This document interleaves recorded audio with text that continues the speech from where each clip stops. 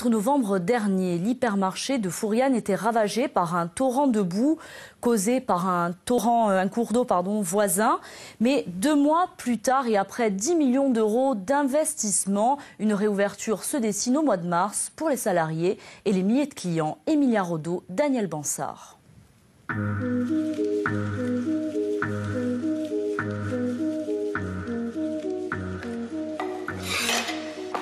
Ils rattaquent la partie du fond où ils ont déjà fait la chape pour repartir vers la partie nord du magasin. D'accord. Les responsables du magasin peuvent enfin souffler. La reconstruction est en bonne voie. Le calendrier est respecté.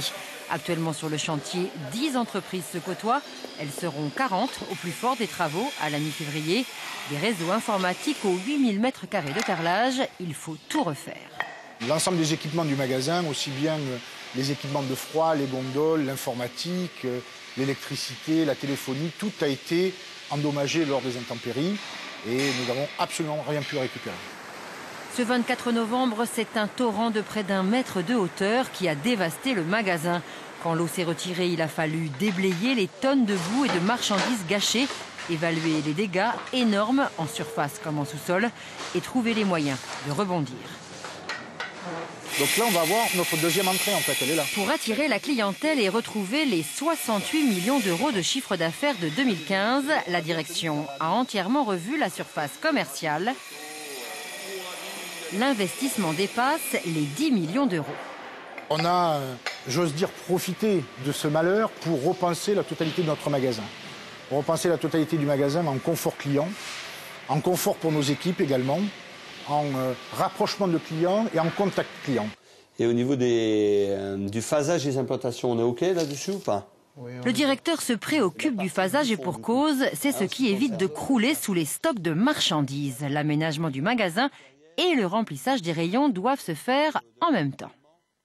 On ne pourrait pas finir la totalité du magasin et après réceptionner les marchandises et réalimenter le magasin. Les volumes sont tels que ça serait ingérable. Donc on le fait par phase, c'est-à-dire on commence par la partie de tout ce qui est sec et en terminant par contre par les produits frais, puisque nous on a cette contrainte de gérer des dates. Pour cette tâche, le gros de l'effectif reprendra du service. Depuis les intempéries, les 230 salariés sont en activité partielle. Tous sont payés et restent à la disposition de l'entreprise. Ils travaillent en fonction des besoins. C'est le cas de Vincent et Joseph, respectivement 16 et 32 années de maison. Chargés du réassort du rayon vin, ils sont de retour après 6 semaines d'absence. C'est vrai que ça fait un peu bizarre de se reposer d'abord au mois de décembre, de prendre des congés au mois de décembre, c'est très difficile. Et ça fait un peu bizarre. Mais on s'habitue. Hein. Vous avez hâte que ça rouvre? Oui. Oui. Oui. Oui. Oui. Vous croyez, mais oui, hein, parce que c'est bien à la maison, mais on s'embête un peu.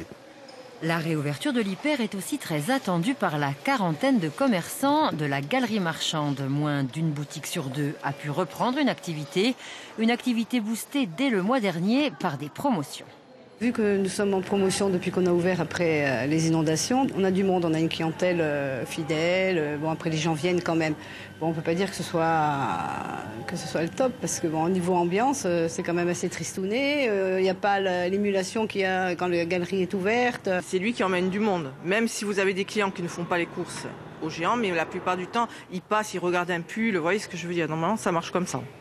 La livraison de la grande surface est annoncée fin mars. Il restera alors un chantier à mener à bien, l'entretien du cours d'eau à l'origine de l'inondation. Le magasin n'en est pas le propriétaire, mais sa direction compte bien à l'avenir éviter tout débordement.